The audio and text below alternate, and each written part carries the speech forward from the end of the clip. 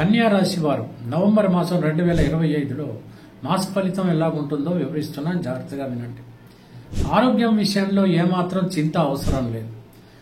ఇంటిల్లిపాది కూడా అందరికీ కూడా ఆరోగ్యం బాగుంటుంది.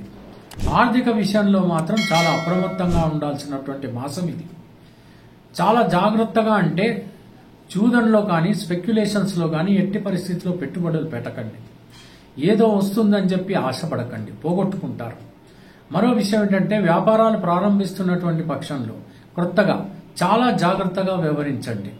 శుభముహూర్తాన్ని చూసి మాత్రమే ప్రారంభించండి. భాగస్వాములు ఎవరైనా మీ వ్యాపారంలో కలుస్తున్నప్పుడు వాళ్ళ గురించి పూర్తిగా ఎంక్వైరీ చేసిన తర్వాత, అన్ని రకాలుగా అర్థమైన తర్వాత మాత్రమే వాళ్ళని కలుపుకుని మీ వ్యాపారాల్ని ప్రారంభించాలి.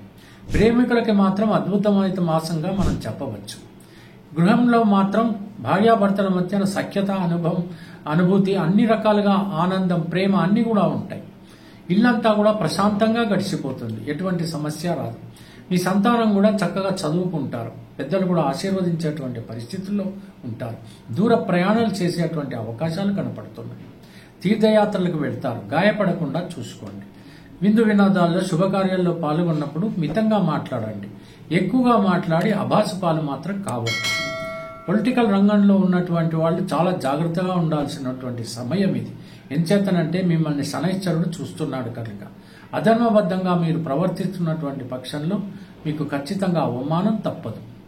ఇకపోతే వివాహం కానటువంటి వాళ్ళు వెంటనే మీరు ప్రయత్నాలు చేయండి. త్వరితగతిన వివాహాలు జరిగేటువంటి అవకాశాలు కూడా కనపడుతున్నాయి. ఇకపోతే తీర్థయాత్రలకు వెళ్ళినా, ఎక్కడికి వెళ్ళినా మాత్రం భక్తితో మీరు పూజలు చేయండి. ఏదో విలాసంగా వెళ్తున్నాము అని మాత్రం దయచేసి అనుకోకండి. ఆత్మస్థైర్యము, దైవశక్తి మీకు పెరగాలి కనుక. మరో విషయం ఏమిటనంటే విదేశాలకు వెళ్ళాలి అనుకుంటున్నటువంటి వాళ్ళు వాతావరణ పరిస్థితులను బట్టి మాత్రమే మీరు ప్రయత్నించండి. ఏది ఏమైనప్పటికీ కూడా మీ జాతక ప్రభావం కూడా యొక్క గోచారం మీద ఆధారపడి ఉంటుంది. అది కూడా మీరు చూసుకోవడం అనేటువంటిది సమంజసం. మరి ఉద్యోగ రంగంలో ఉన్నటువంటి వాళ్ళు, ప్రైవేట్ ఉద్యోగం అయినా ప్రభుత్వ రంగంలో ఉన్నటువంటి పరిస్థితుల్లో అయినా మీ సుపీరియర్స్ మిమ్మల్ని కొంతవరకు బాధ పెట్టవచ్చు. మీ సబార్డినేట్స్ మీ మాట వినకుండా ఉండవచ్చు. అంత మాత్రం చేత మీరు ఖచ్చితంగా యోగ్యులు కాదని మాత్రం కాదు. మీ యొక్క పనిని వాళ్ళు తర్వాత తప్పకుండా గుర్తిస్తారు. మిమ్మల్ని గురించి గొప్పగానే మాట్లాడతారు. మీరేమీ భయపడవద్దు, బాధపడవద్దు.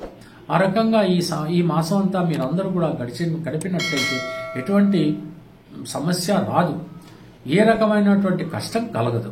ఎంచేతనంటే అన్నీ సజావుగానే సాగుతాయి. ఏమీ కంగారు పడాల్సినటువంటి అవసరం లేదు. సెలవా మరి, ఉంటాను.